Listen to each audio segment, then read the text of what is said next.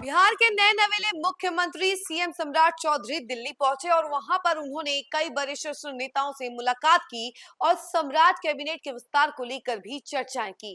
किन किन से मुलाकात की है, हम उसकी पूरी डिटेल जो है हम आपको बताते हैं, लेकिन उससे पहले नमस्कार, न्यूज़ फॉर देख रहे हैं यहाँ पर मैं हूँ सानिया आपके साथ।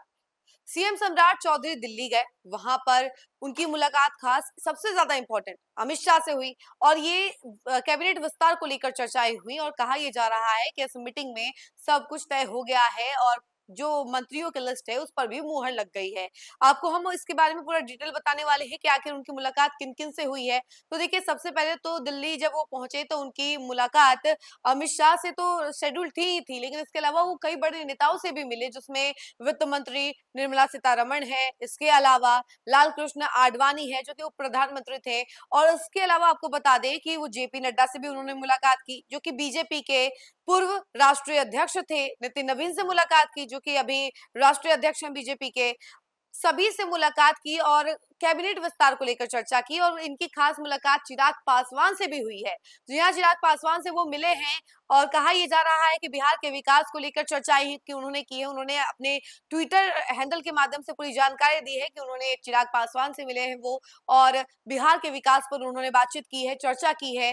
कैबिनेट विस्तार को लेकर भी बातें हुई है, ऐसी बातें जानकारी जो है सामने आ रही है और ये मीटिंग काफी ज्यादा इंपॉर्टेंट कहा जा रहा है। और ये भी जानकारी सामने आ रही है कि सीएम सम्राट चौधरी जो है आज वो वापस दिल्ली से पटना आ जाएंगे और फिर पटना के आने के बाद जब ये बंगाल चुनाव और पूरे 5 राज्यों में जो चुनाव चल रहा है इसकी जो शोरगुल है ये सब शांत हो जाएगा, तो उसके बाद 6 मई को कैबिनेट विस्तार ऑफिशियल तौर पर कर दिया जाएगा। कैबिनेट की बैठक बुलाई गई है 6 मई को और ये तीसरी बैठक होने वाली है और बहुत अहम बैठक होने वाली है। कई एजेंडों पर मुहर भी लगेगी और कैबिनेट विस्तार को लेकर भी जो चर्चाएं चल रही थी वो भी हो सकता है समाप्त हो जाए और जो लिस्ट है उस पर मुहर लग चुकी है, क्योंकि दिल्ली में जो मीटिंग हुई है वो खासा मायने में बहुत ज्यादा इंपॉर्टेंट थी। और जब वो दिल्ली गए उससे पहले वो नीतीश कुमार से भी मिले थे। कहा यह जा रहा था कि वो सभी से मिलकर, सभी की राय जानकर और सोच समझ करके कैबिनेट विस्तार पर मुहर लगाएंगे। उसके बाद जो बातचीत है कि हाँ कौन कौन चेहरे हो सकते हैं, तो कहा यह जा रहा है कि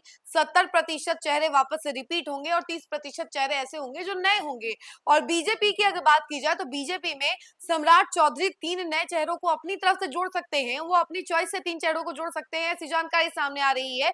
और इसके अलावा ये भी कहा जा रहा है कि बीजेपी अब नए नए चेहरों पर दाव लगाना चाहती है, पुराने चेहरों को हटाना चाहती है। लेकिन हाँ, ये सब 10% के साथ होने वाला है, बाकी जो 90% रहेंगे वो सब पुराने ही चेहरे रहेंगे। वहीं बाकी पार्टियों की अगर देखी जाए तो बाकी पार्टियों में भी कुछ ऐसा ही नजर आना सामने आ रहा है कि सभी पार्टी जो है पुराने मंत्रियों को ही रिपीट करने वाली है।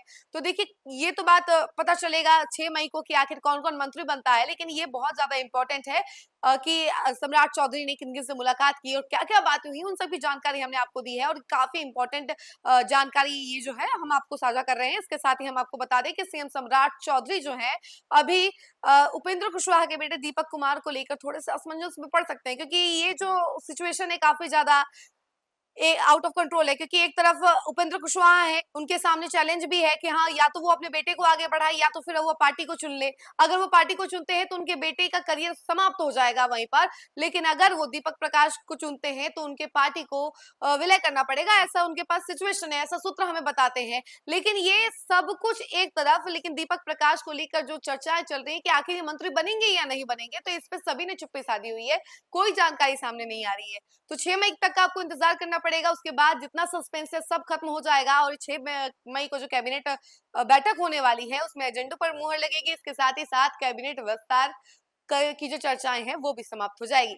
इस खबर में फिलहाल इतना ही। ऐसी तमाम अपडेट के लिए जुड़े रहे हमसे और देखते रहे न्यूज़ फॉर नेशन। धन्यवाद।